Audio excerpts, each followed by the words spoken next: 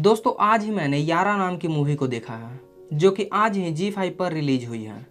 यारा एक Indian crime drama movie है। ये मूवी अ गैंग स्टोरी नाम की फ्रेंच मूवी की रीमेक है। यारा मूवी को तिग्मांशु धूलिया ने डायरेक्ट किया है। चूँकि ये फिल्म बहुत नई है जिसके कारण इसकी रेटिंग अभी बहुत ज़्यादा फ्लक्चुएट हो रही है, इसलिए मैं इसकी रेटिंग इस वीडियो में नहीं बता सकता।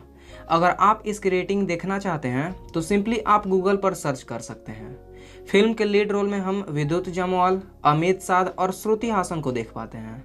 एंड जो लोग स्पॉइलर फ्री रिव्यू देखना पसंद करते हैं देन आप स्क्रीन पर देख रहे टाइम स्टैम्प पर डायरेक्टली स्किप कर सकते हैं, क्योंकि आज की इस वीडियो में हम और आप मिलकर इस मूवी को पूरा ब्रीफली एक्सप्लेन करेंगे। So let's begin.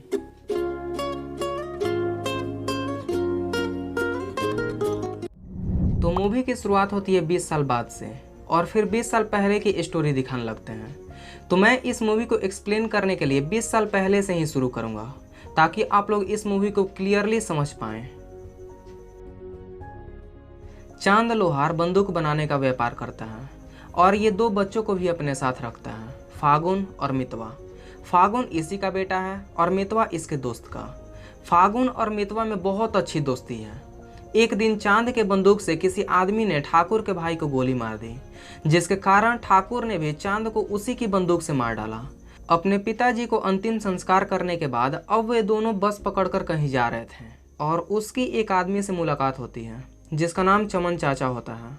उस आदमी ने उसे अपने काम पर रख लिया है। काम सिर्फ इतना ही है कि थोड़े सामान को इधर से उधर करना है और वो भी महीने में सिर्फ 5 से 6 दिन। एक्चुअली एक नदी बहती है जिसके इस तरफ इंडिया और उस तरफ नेपाल है। इन लोगों को एक तरह से स्मगलिंग का काम मिला था। थोड़ा सा सामान इधर से उधर ले जाना है और थोड़ा सा उधर से इधर। और यहीं पर इन्हें दो और दोस्त मिलते हैं, बहादुर और रिजवान। चमन चाचा ने इन चारों दोस्तों के गैंग को चौकड़ी गैंग नाम रखा है। अब इन लोग बहुत सारे गैर कानूनी काम करते हैं और गलत धंधे करते हैं।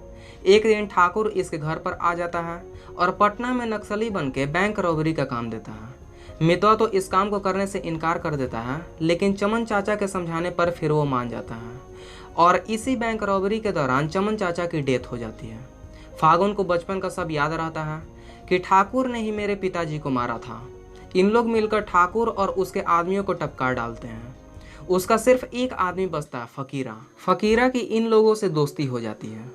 अब ये 4 से 5 हो गए हैं, फागुन, मितवा, बहादुर, रिजवान और फकीरा। ये लोग साथ ही काम करते हैं और मज़े से ज़िंदगी गुजार रहे हैं।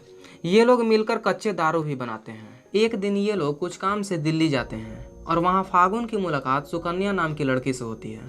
सुकन्या पढ़ी लिखी लड़की है और कुछ इन्हीं लोगों की तरह धंधा करती है। एक दिन सुकन्या फागुन के घर आती है और बोलती है, मेरा एक बहुत इंपॉर्टेंट आदमी है जिसका पैर जख्मी हो गया है, हॉस्पिटल पहुँचाना है, कर सकते हो ये काम, पैसे पूरे मिलेंगे। और फागुन और सुकन्या उस आदमी को ट्रक पर रखकर हॉस्पिटल जा रहे थे। सुकन्या फागुन की बीवी का नाटक कर रही थी। इसी बीच इन दोनों की मुलाकात पुलिस से हो जाती है। पुलिस ट्रक को रुकवाता है और पूछता है, क्या है इसमें? फागुन बोलता है, शराब है साहब। पुलिस बोलता है, अरे 2-4 बोतल थोड़े इधर भी टेस्ट कराओ। और पुलिस ट्रक के पीछे जाने लगता है एंड सडनली ही वॉच कि वहाँ एक जख्मी आदमी पड़ा हुआ है और वो जोर जोर से चिल्लाने लगता है, नक्सली आ गए, नक्सली आ गए।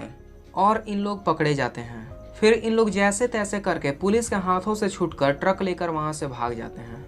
उस जख्मी आदमी के पैर का जख्म ज़्यादा हो चुका था जिसके कारण उसे एक पैर गंवानी पड़ी। एक दिन इन लोग सुकन्या के गांव आए एंड सडनली रात को पुलिस वालों ने उस गाँव को घेर लिया और नक्सली के नाम पर इन लोग पकड़े गए।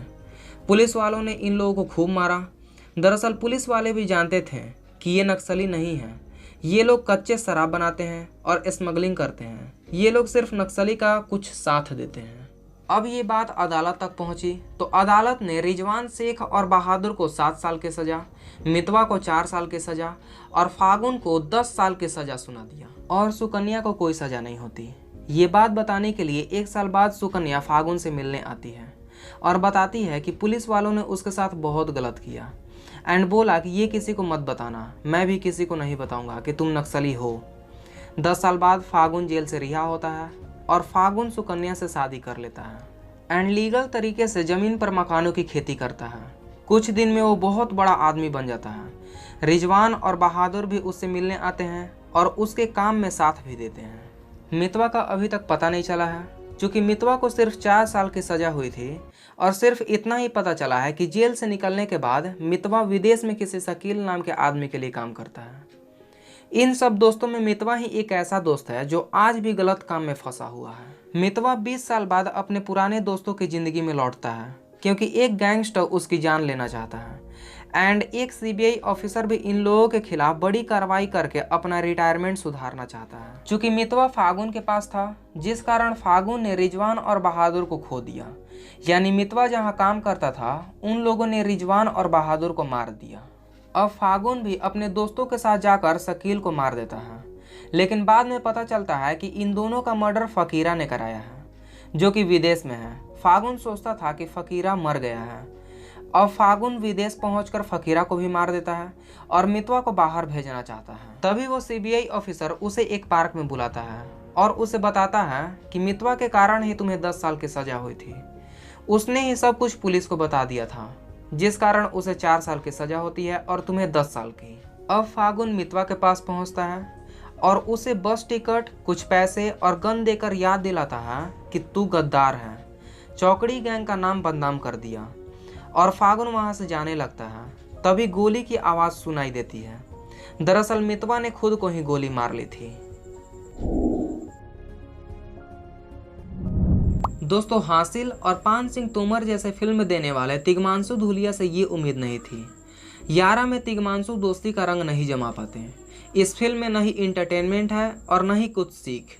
देखते देखते बीच में ही फिल्म छोड़ देने का मन करता है। विद्युत के किरदार को छोड़कर अन्य कोई किरदार ढंग से निखर नहीं पाता। यारा मूवी में ऐसा कुछ नहीं है जिसके लिए इस पर 2 घंटे 10 मिनट खर्च किए जाए। यारा की सिनेमेटोग्राफी अच्छी है, कुछ दृश्य भी सुंदर हैं, मगर सिर्फ यह फिल्म देखने की वजह नहीं बन सकती।